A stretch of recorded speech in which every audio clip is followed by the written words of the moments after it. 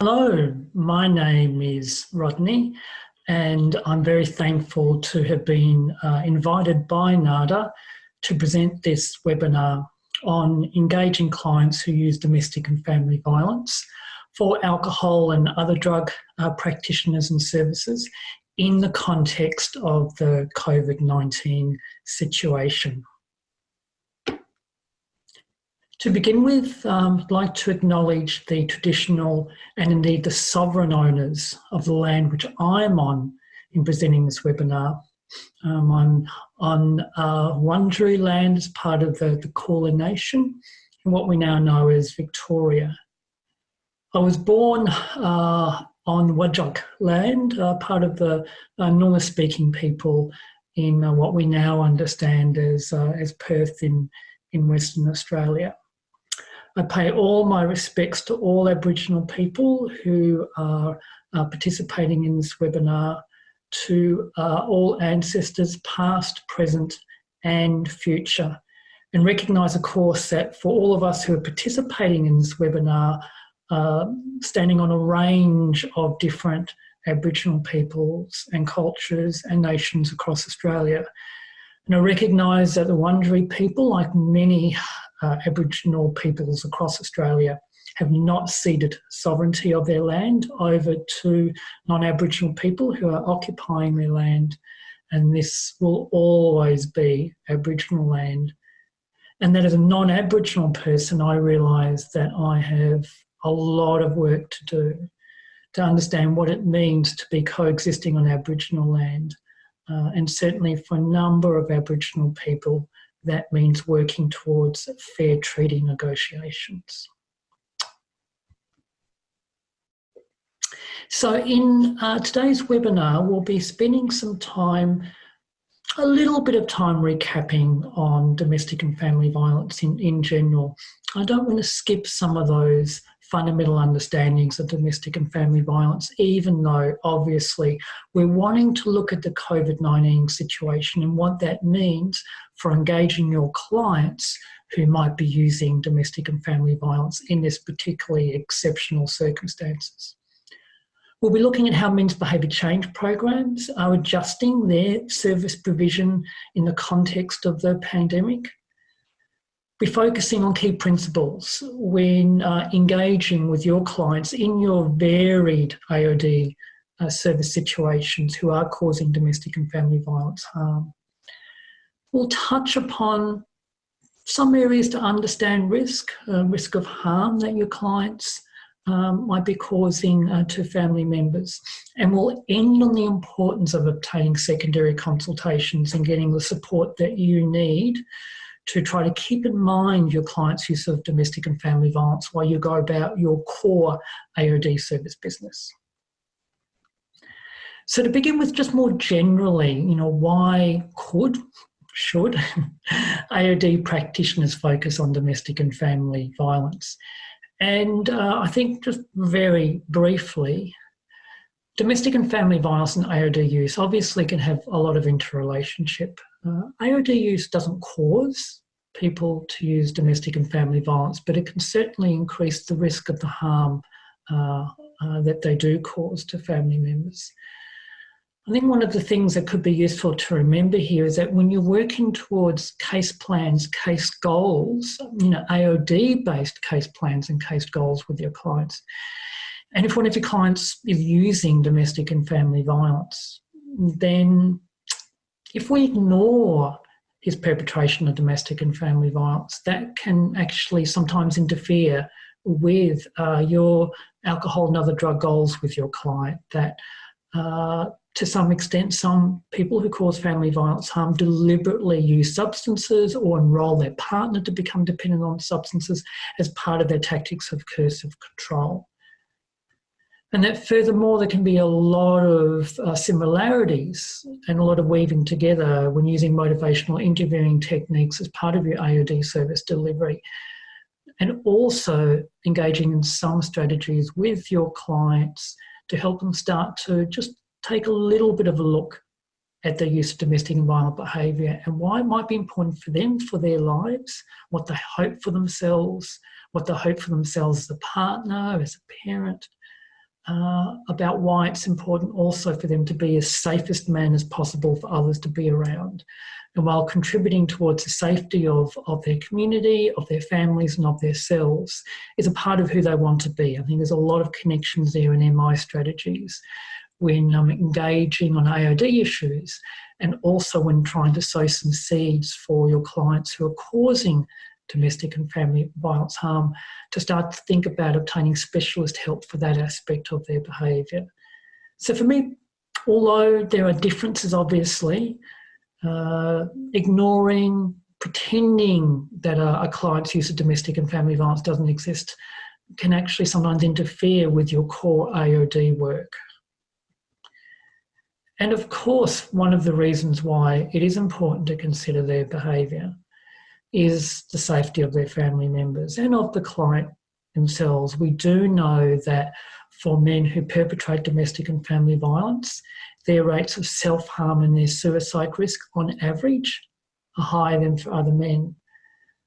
But of course, I'm presenting this webinar because of numbers of women and children who are killed because of men's use of domestic and family violence. And beyond that, the massive public health effect of men's use of domestic and family violence, and how many women's and children's lives are so controlled, limited, and constrained because of this violence and them living in fear. Even though, of course, you may never see his family members, when we're taking that leap of courage with a client and working out in what ways might it be safe and appropriate to raise the issue of his behaviour with him, we've got their safety and well-being in the back of our minds. And that, of course, includes children. You know, we know the impact of men's use of domestic and family violence on children is substantial.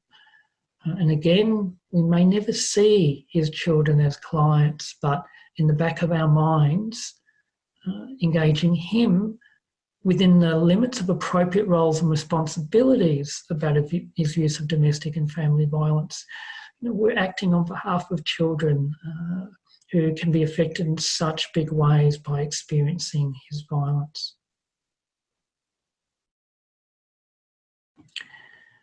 We also know that when we're talking about domestic and family violence, we're not just talking about incidents of behaviour. We're talking about patterned behaviour, coercive control. It's the many different, the little and the big things that he does to socially entrap and control family members, to control his partner's movements, his partner's finances, to try to influence her psychological world, to constrain her space for action by using fear and intimidation. It's the pattern of those behaviours that makes up domestic and family violence. While police and courts may see particular instances, and please go to call-outs, obviously, of domestic and family violence, may charge domestic and family violence offenders for DFV-related crimes. It's not just about incidents, it's about patterns of behaviour. It's those patterns of behaviours that have the greatest effects on victim survivors, both adult victim survivors and child victim survivors. And that's where this concept of coercive control is so important. That coercive control is a range of behaviours that serves to dominate a family member, dominate a partner, to isolate them from possible support, sometimes to exploit their resources. Women who experience coercive control talk about their space for action in their lives being very, very reduced, that often they have to take risks to push back against his enforced boundaries of coercive control just for them to do some of the basic functions, things in life for themselves and their children. And unfortunately, this whole COVID-19 situation creates some more tactics, some more opportunities for men who cause domestic and family violence harm to tighten that coercive control. And on this slide, I've put a link to a very brief PDF of some sets of additional tactics that men who cause domestic and family violence harm can use in the COVID-19 situation. It's a very exceptional time where, as you can imagine, it is unfortunately easier for some men to be able to isolate victim survivors, to make it harder for them to reach out for help, to surveil their movements more, to maybe put pressure on her to eat into the very little superannuation she might have in order to get that $10,000. There are a range of new tactics that he can use, and this is one of the reasons why it's a particularly difficult time at the current moment. Now, you would have noticed so far that I've mostly used the term him for a person who's causing family violence harm, and her for someone who's experiencing it.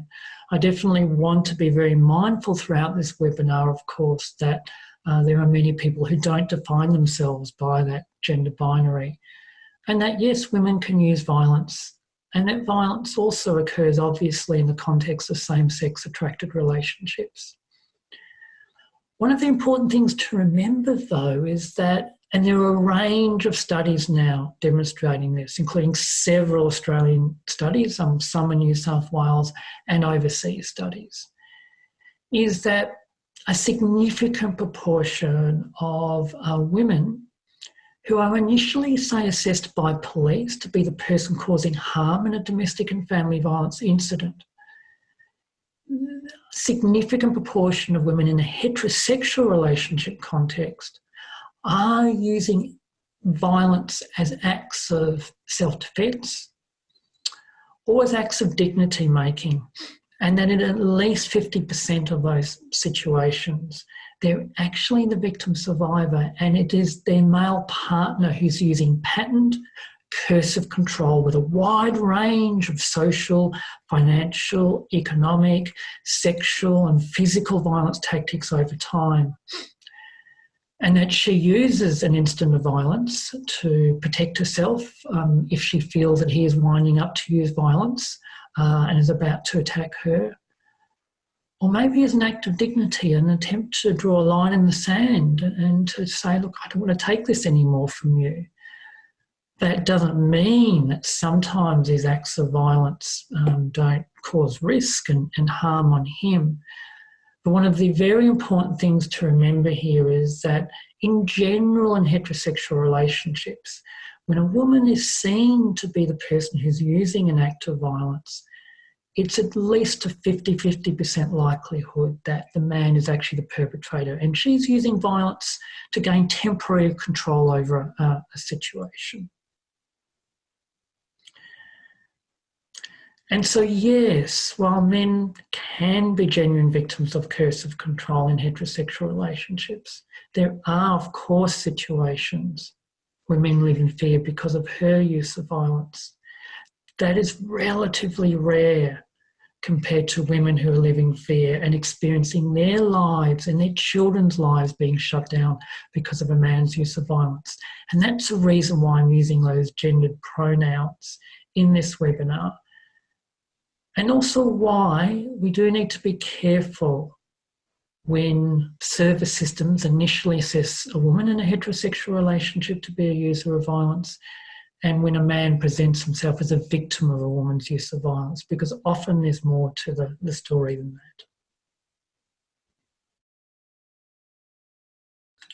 that. A few more concepts before we journey our way more specifically into the COVID-19 situation. A key fundamental principle when we're engaging with clients who are causing domestic and family violence harm is that their use of domestic and family violence is a choice. They won't see it as a choice, they'll see it as, I just flipped, I just lost it, I'm an angry man, she pushed my button, she drove me to it. They don't see it as a choice. They often see themselves paradoxically as being powerless in the moment and being a victim of their intense emotions or a victim of her unreasonableness. But really they're making choices.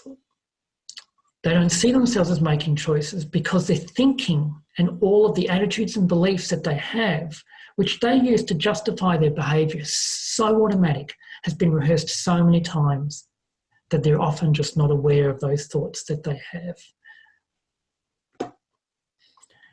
And a lot of those thoughts that they have when they're choosing to use violence is based on very unrealistic expectations and entitlement-based expectations. Beliefs that she has transgressed, she's crossed the line here, she's made me angry, she's made me jealous, she's gone ahead and spoken to this other man and I keep telling her not to do that. That often the men have quite sexist-based expectations, patriarchal expectations, unreal, improper, really, inequity expectations of their partners. And those expectations that a woman should or shouldn't do this, that his partner should or shouldn't do that, they get those expectations based on wider narratives about women, things that they've learnt from their own family of origin or maybe from their father about what it means to be a husband, to be a partner, what a woman's role should be, what it means to protect a woman, what it means to look after a woman, what it means to be the breadwinner in the family. The men often have unnegotiated contracts, you could say, in relationships that are never discussed with their partners, but in their belief system it's that I will bring in the money, I will protect you, provided that you do A, B, C, D and E. And those expectations are often entitlement-based expectations that enable him to maintain a sense of power. And so if she transgresses them, and transgressing them might be just about women going about their normal business of trying to connect with other people, doing the right things by their children, trying to have a bit of a life for themselves, trying to communicate to him when he is not taking responsibility for things in the relationship and the family. He will often see those very reasonable communications and requests and behaviours as unreasonable. And then he will see himself as the victim and will give himself a green light and will choose to use violence because he believes that she has transgressed and he's got the right to punish her. So it's often the intent and the purpose of violence is to stop her from doing something that he doesn't want her to do, to make her do something that he believes that she should do, and to punish her if he transgresses. That's where it's about choice. And as talked about a little bit earlier, women and children resist this violence. In many ways that often we don't see and we don't understand. It can be as simple but as courageous as when a man is starting to scream at his partner, starting to intimidate her, taking steps towards her and insisting that she look at him. She keeps her eyes diverted. That's an act of resistance. And women and children have so many acts of resistance to try to maintain some dignity, to keep themselves safe in the light of his coercive control.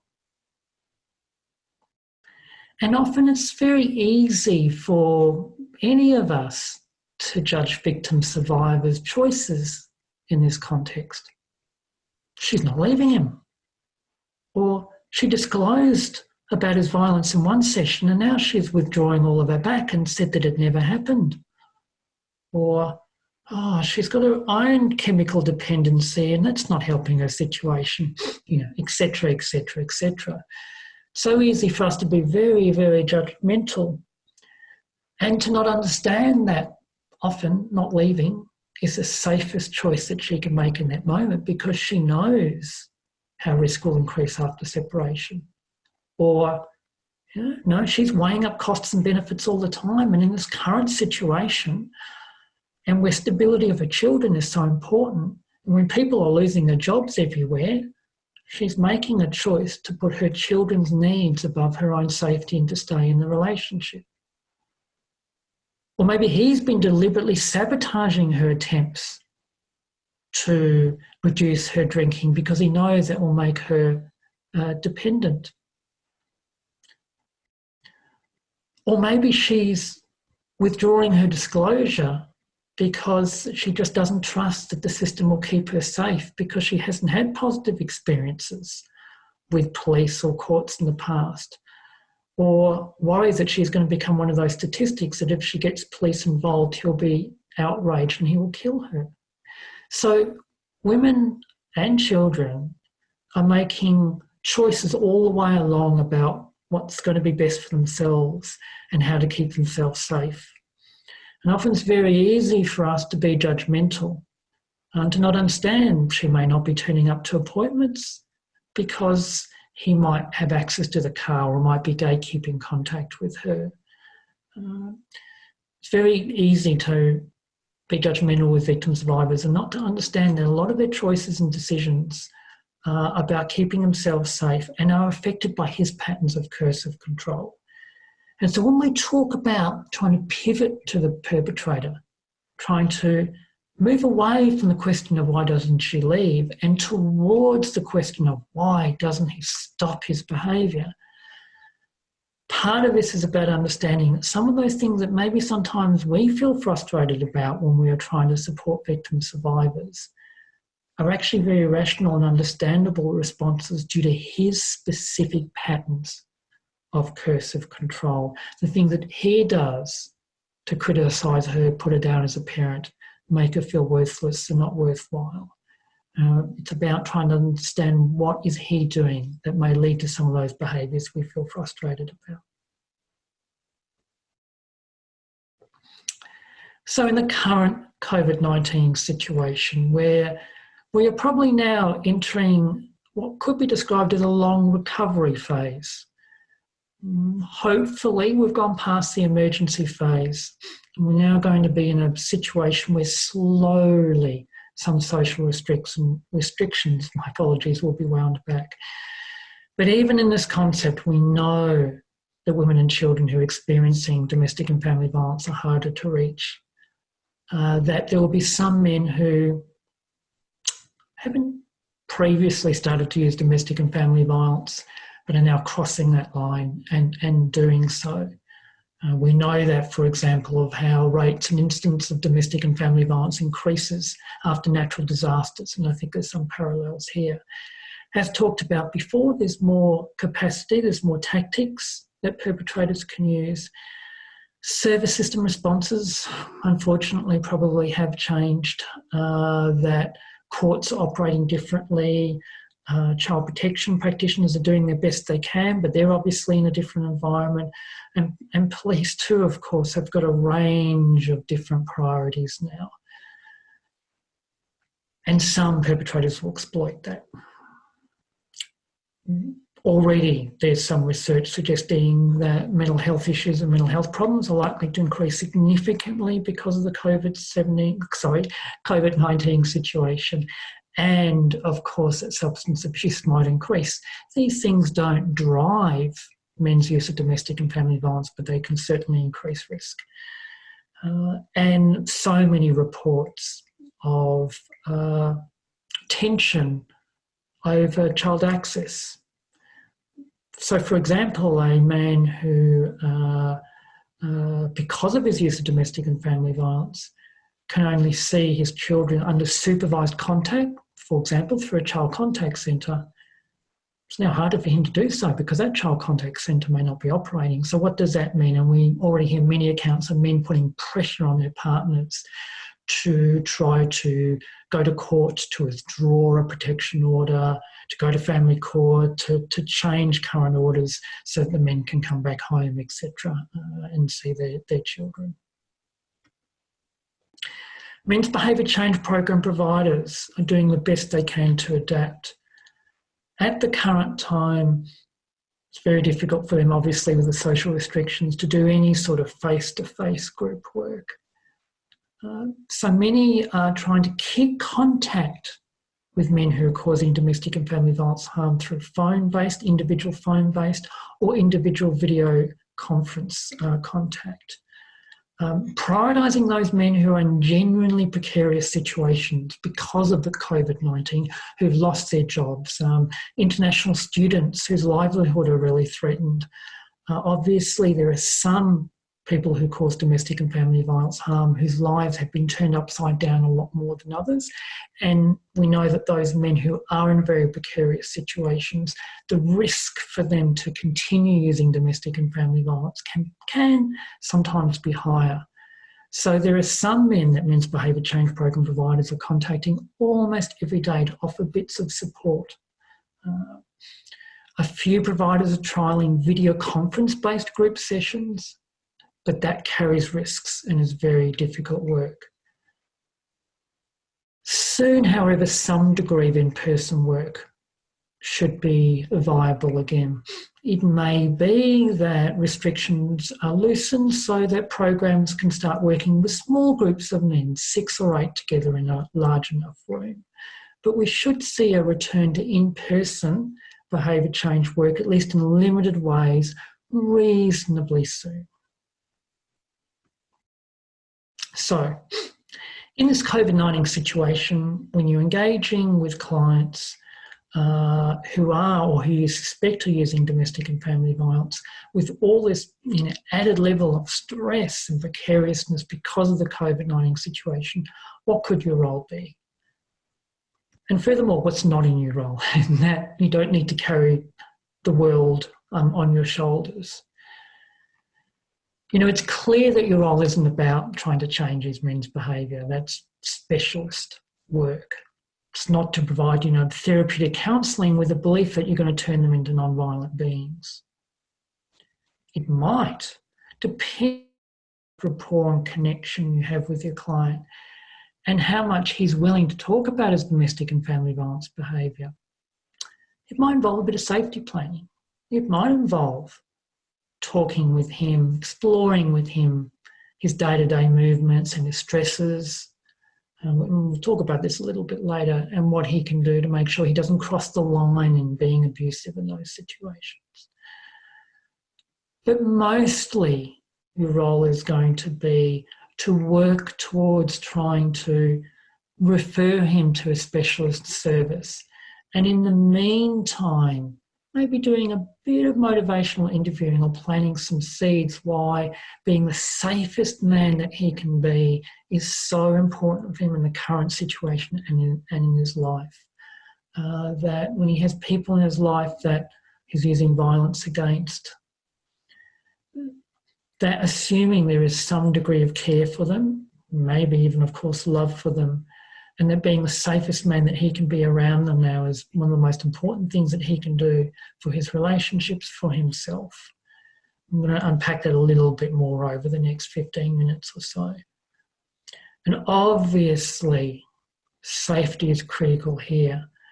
Sometimes the most important role that you can have with a client who you suspect is using domestic and family violence is listening. Maybe asking a few questions to try to get a little bit of a sense of risk, but is listening, picking up concerns, picking up any red flags that you have that risk could be high.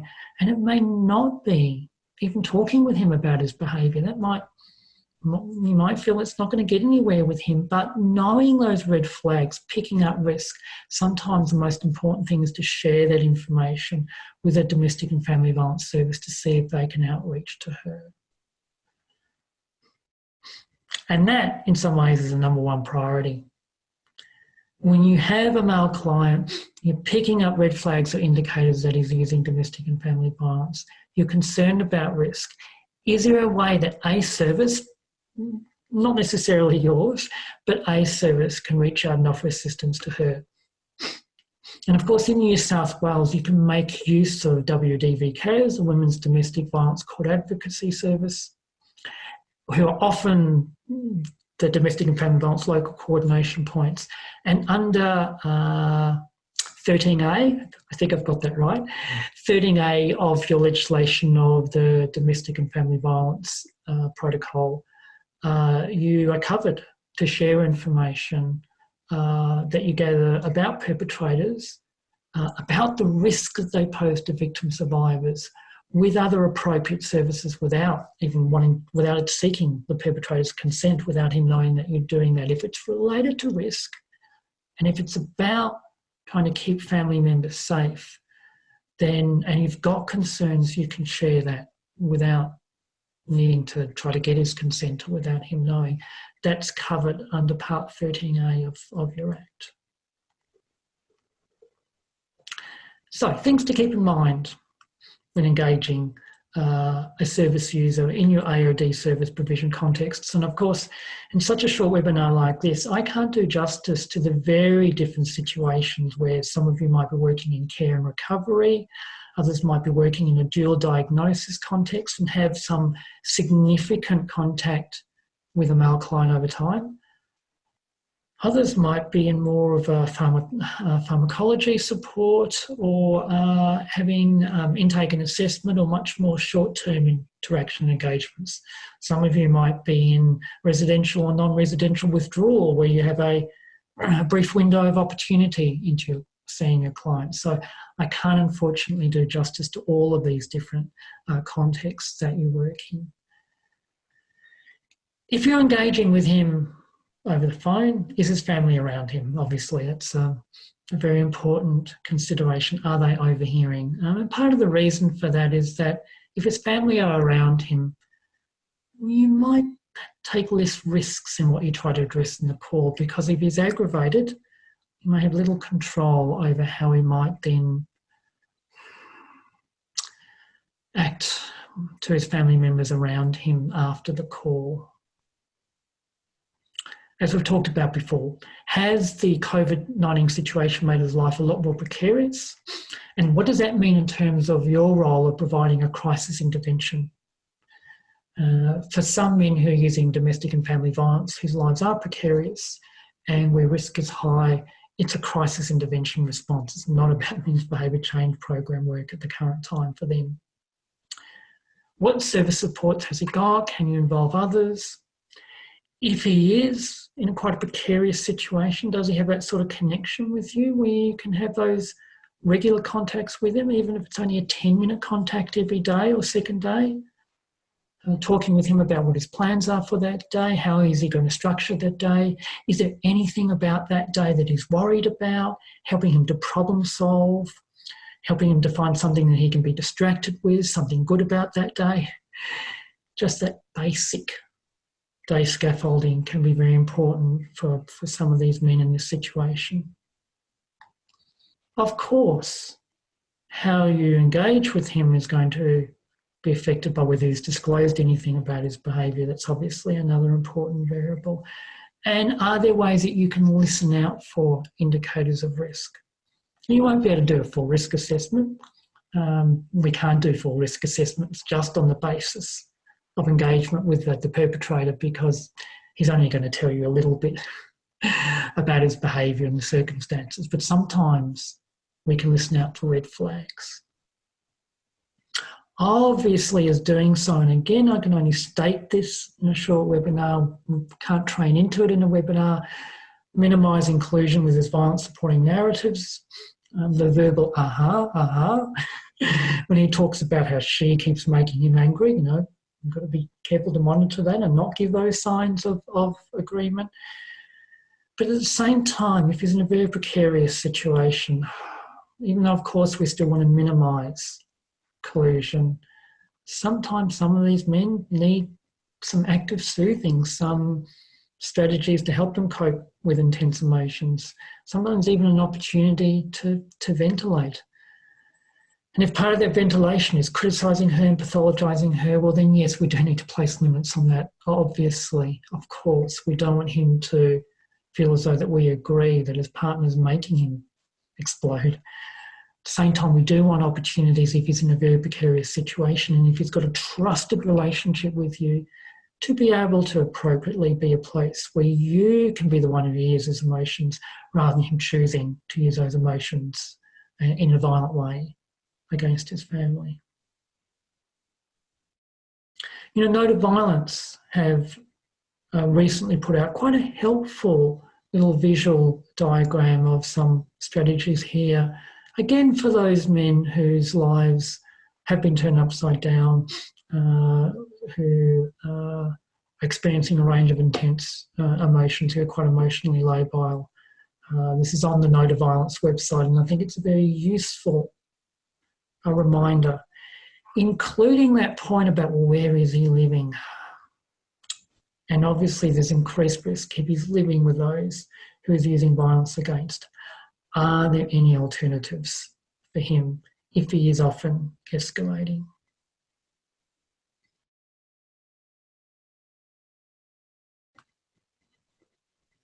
One thing to keep in mind is that if he has protection order conditions, because courts aren't always meeting face-to-face at the current time, sometimes court matters are being held over telephone or video conference.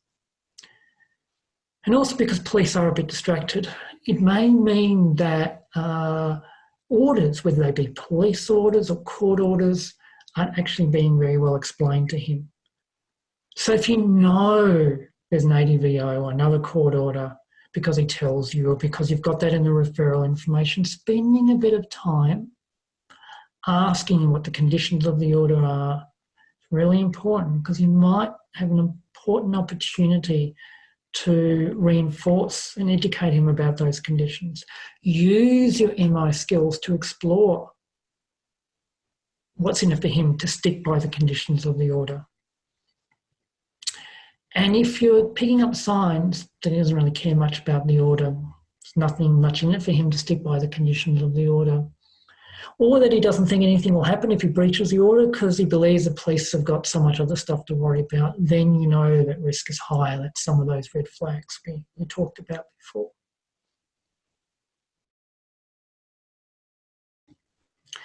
Now, how far you go into conversations or discussion with a service user about his behaviour is going to depend on so many different variables.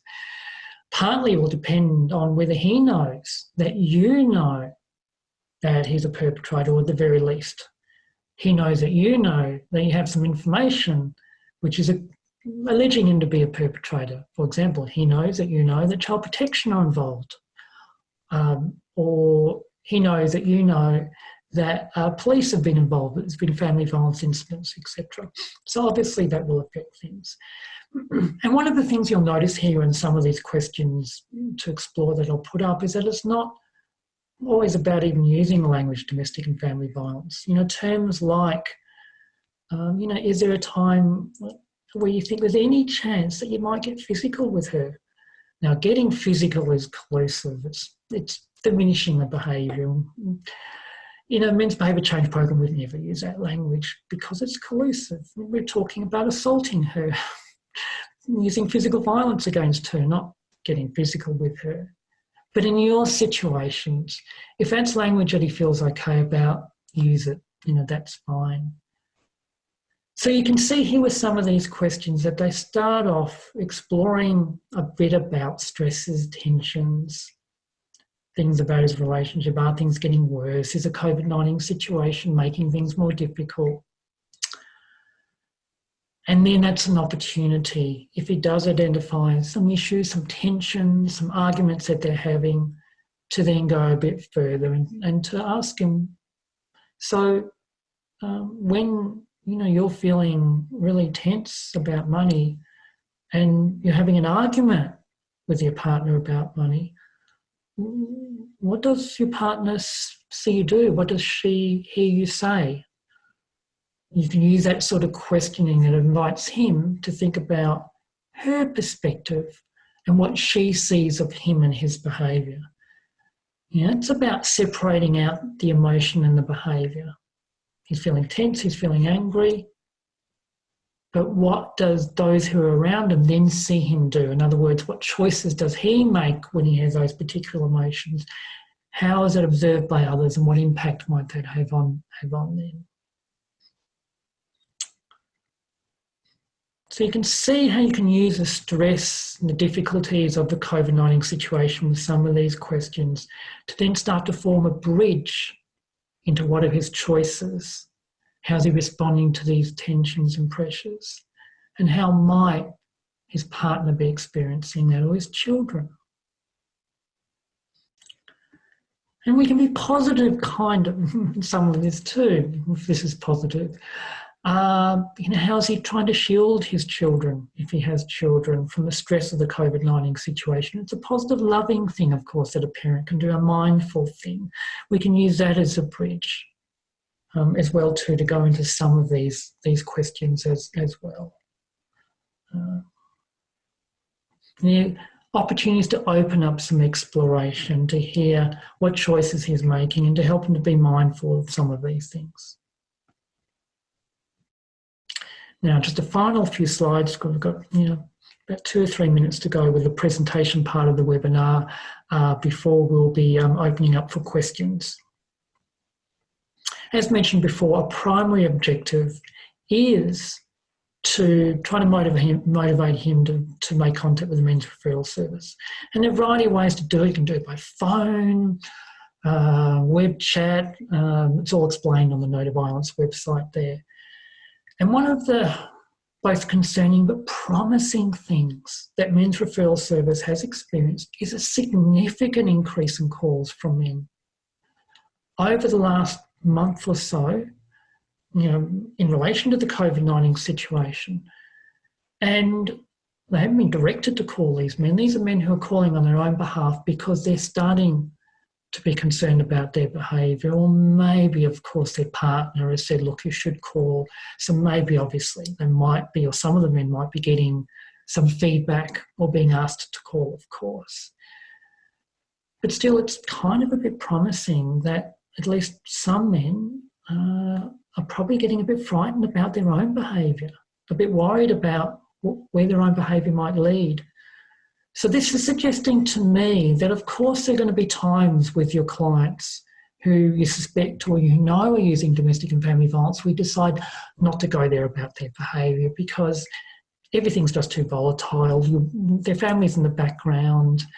You might make some very sensible, safety-based decisions as why not to explore it at that particular time.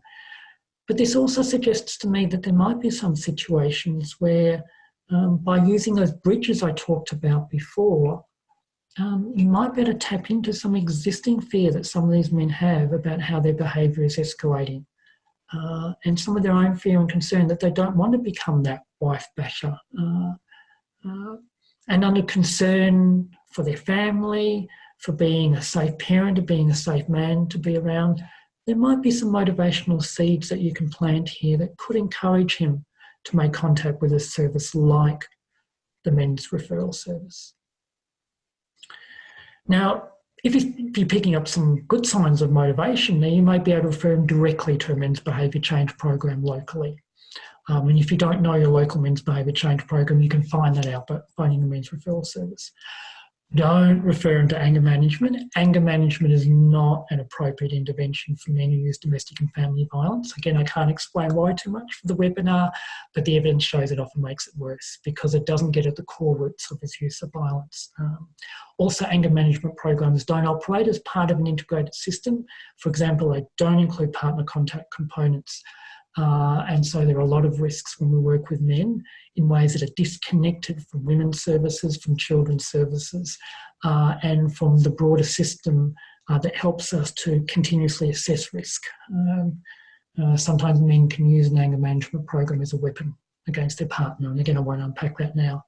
Also not to a generic parenting program as well too, but to caring dads, absolutely, because that's a DFV-informed program. I should also state, don't refer to relationships counselling. For relationship counselling to work, it assumes that both him and her are 50% responsible for whatever they're dealing with. Men need to get the message that they're 100% responsible for the use of violence. Relationship counselling will just feed into the existing excuses that she's partly or wholly to blame. And furthermore, it's a very unsafe environment for her because if she says anything about his behaviour in front of him and the relationship counsellor, he could retaliate against her. So just finally, you can also call the Men's Referral Service for secondary consultations and call and ask for an on-the-spot secondary consultation. It could be a client that you're going to be seeing again that you want help and advice on, how do I talk about his use of violence? In what ways might it be safe? It could be because you're getting some red flags about the danger that a client is presenting, and you're not sure about the red flags. It's not like an immediate situation where you need to call police, etc., but you want to talk it over. Men's referral service is staffed by highly professional and experienced behaviour change workers that will spend 10, 15, 20 minutes with you on a conversation about a client of yours to help you to plan out how to work with that client, where it might be safe to go in conversation with him about his use of violence, and how to connect and bridge that into your AOD work so that your client doesn't see it as something coming out of the blue, but your client realises that this is actually connected to your core AOD work. So let's not have a black screen. Thank you. We will now have some space and time for questions, which I definitely invite about. Thank you. Hello, everyone. Hopefully you'll now be able to see me on the screen. As I mentioned, we now have got some space, about 13, 14, 15 minutes for some questions. And we have 2 questions that have so far come up that I'll address. But please, if anyone's got any more questions, just type them into the Q&A box. And as I respond to the questions, I'll try to also keep a view of the box for further questions that come in and time these remaining 15 minutes appropriately. So first question I'd like to respond to is a question: can you speak a bit more about how women and children's services can adopt or provide a safe pathway for men's behaviour change programs, not just in the COVID-19 situation, but more generally for future security measures? There are a few program providers in Australia that are actually specialist women's services. There's a Domestic Violence Prevention Centre, for example, in the Gold Coast. There's DVCS, Domestic Violence Crisis Service, in the ACT, and some others that are actually running men's behaviour change programs. So there's a small, and there's 1 or 2 others in Brisbane, 2 others in rural Victoria, etc. So I think it's very legitimate for women's and children's-centred services, family-centred services, to be running men's behaviour change programs, because they often have those broader wraparound services for women and children, those family-centred services. Because what we know in the work with the men is that the parallel work with supporting women, helping them with safety planning, helping women and children recover from his effects of violence on the family. We often, in our work with men, see how women's parenting has been affected by his tactics of coercive control, her relationships with her children that are sometimes deliberately targeted by him.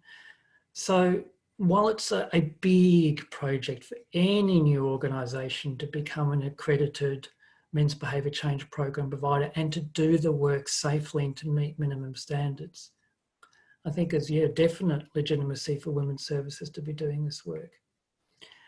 I think there are other situations, and this might be part of the question, is that if you're women's or children's service and you're working with her, working with a mum, and there might be some openness for her partner, for the father of the children, to start men's behaviour change program work, how can you create a safe pathway for that?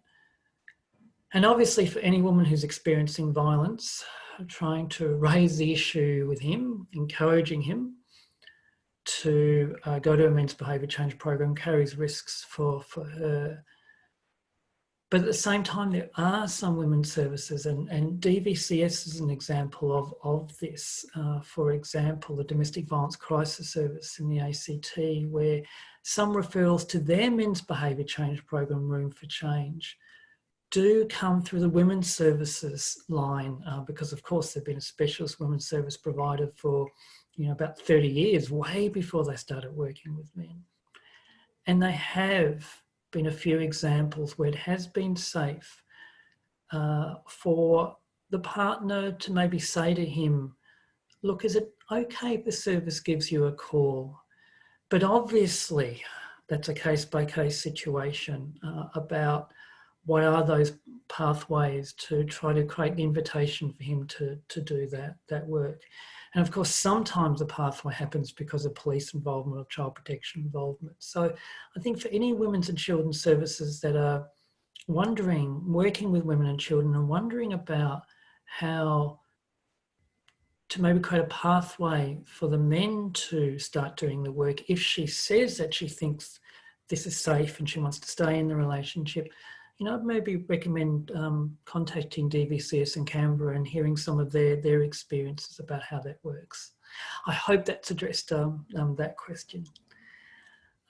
Another question here is a question about whether it's important for practitioners to have an understanding of protection orders, ADVOs in New South Wales, family law orders, etc. And also of criminal justice system orders as well too, probation orders or community corrections orders, and what the consequences are of breaching. And I would agree with that. Each order is different. I think in working with a man who's using violence, where he knows that you know that he's been using violence and he knows that that there's an order involved, or where you can ask him that, I think it's useful to encourage him to talk with the order with you, as I mentioned before in one of the slides. If you've got a good enough relationship with him, ask him to scan and send you the order if he's got access to that equipment, or to read it through with you over the phone. Some orders are complicated, but often if he reads the order through with you over the phone, you'll know the specifics of the order, and that should give you an idea of what he should and shouldn't do. But yes, knowing the consequences of breaching, what that actually means in terms of a criminal prosecution that will occur after that, then I think that is important, because if you know what those consequences can be, then you can work with that with him and use motivational interviewing skills to see whether avoiding those consequences matter to him. Yeah. So let's look at some other questions. I'll just scroll down. Okay. So there's another question about waiting times for people who require support. Currently, many men's behaviour change program providers in New South Wales and elsewhere are taking new intakes. However, they're obviously not doing in-person group work, but they're trying to keep some sort of engagement with the men over the phone. How much engagement they do depends on the man. It might be a 20-30 minute phone call once a week that's mainly about his current situation and trying to do a bit of motivational work with him and address any immediate risk issues. For other men, it might be longer sessions. I think what we'll see a graded return to in-person work over the coming months, smaller groups. So yes, some men might be waiting a number of weeks or even a few months. In general, wait times for men's behaviour change programs vary. Programs try to get men in as quickly as possible because I know there's that window of opportunity. If you've had a conversation with him and he does actually take that step of contacting a program providers want to get him in as quickly as possible. But some of them do have waiting lists that do occur for weeks and occasionally even for months. Yeah, okay. Let's have a look at another question. So I've had one question about two males, the same-sex attracted relationship where family and domestic violence is occurring. ACON run a behaviour change program for same-sex people in same-sex attracted relationships, or for people who don't define themselves as a gender binary.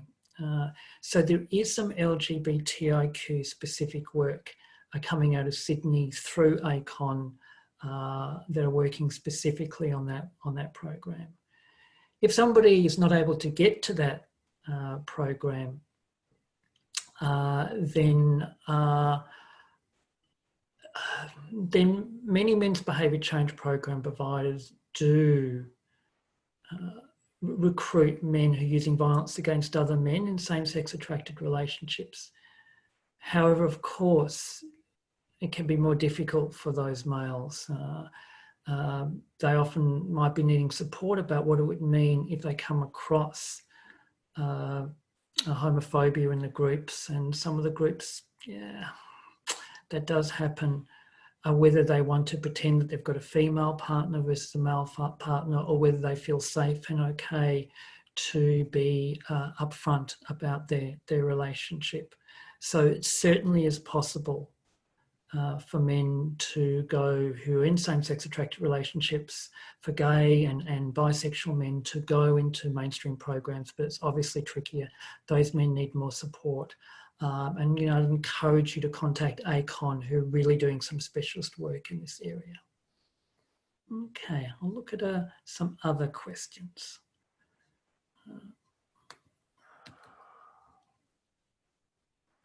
Okay, let's have a look here. Okay, another question. I'm probably not going to be able to get to all questions, unfortunately. One question here is that does your service support men who have quite complex issues regarding alcohol and other drugs, mental health, homelessness, etc., and case management? So this is a really important issue because obviously some men who go to men's behaviour change programs do have a range of complex case management needs, where if those needs aren't met, they might not even be able to get to the program, or if they do, they're not going to be able to participate with a lot of focus because their mind is elsewhere on day-to-day stuff. So some program providers do provide case management. Many don't, however, because they don't necessarily have the funding to do so. So it depends on the actual program. And so in your geographical area, I would really encourage you to find that out with your local program. And in fact, many men's behaviour change program providers are quite open to representatives from nearby services to come in and observe a session or two. It's part of the transparency that these program providers need to have as part of a partnership response and as part of that local community. But at the very least, you can contact the program and ask them whether they have that capacity to provide that case management. And in my experience, many of the men, the case management can occur parallel to their participation in the program. There are some instances where a man's AOD issues are so obviously acute and so incapacitating, or his mental health issues are so incapacitating, that some level of stabilisation around those crisis level needs is needed first before he can start the program. But I must admit, in my experience and in supervision I provide, it's still often possible to do the work in parallel, but that is a really good question about who is going to provide that case management around that. We've had another question regarding adolescent violence in the home. A question about what about young men, for example, 15, who are using violence against their mum but are still living at home.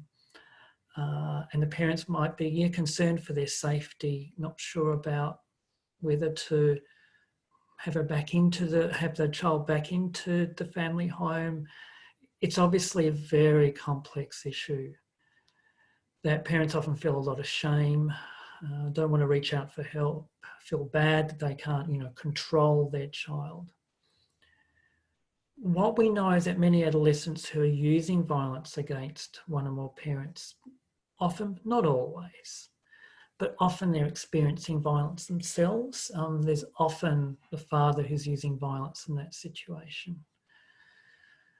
2/3 of those of adolescents who are using violence in the home are boys, 1/3 are girls.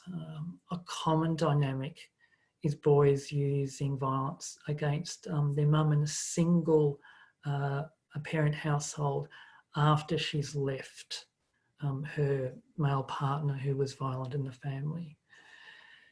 So responses to adolescents are specialised. Men's behaviour change programs, aren't appropriate. In fact, they don't take males who are under the age of 18. Certainly in Victoria, there's some specialised programs that work with adolescents who use family violence and that take a whole of family approach. It's often based on the work of the Step Up program from Kings County in the US, in Washington State, where there's some specific work with him. If there's a safe parent, some work with the dyads, or if both parents are safe, also some work with the families. And some of the work with the adolescents is similar to men's behaviour change program work, but some is different, because while we're still working with the adolescent to take responsibility for their behaviour, there's more psychotherapeutic work involved, more work to help, because they're children, to be able to self-soothe, to be able to respond differently to their intense emotions. More therapeutic work in that way, as well as some behaviour change work. But it is specialist work, and it's different from men's behaviour change program work, and there's nowhere near enough of it in Australia. Anne Rose has done some recent work on this, looking at different policy options across Australia to adolescent use of family violence. And there are some expert practitioners in the field. Jo Howard, for example, her work and her consulting work out of Victoria is quite influential. We will need to close the webinar now, unfortunately. It's just gone past an hour. Thank you for so many participants. We've had, I think, over 100 at most points during this time. I know I've only touched the surface in a number of ways. I'm sure many of you have got deeper questions. Nada will be, continuing, obviously, to do work on family violence. And hopefully there will be further opportunities. We're working, for example, on a draft practice guide about engaging service users, male service users who are using domestic and family violence. So there will be more to come. Thank you for your time and your questions. Yeah, hopefully we'll see you soon. Bye.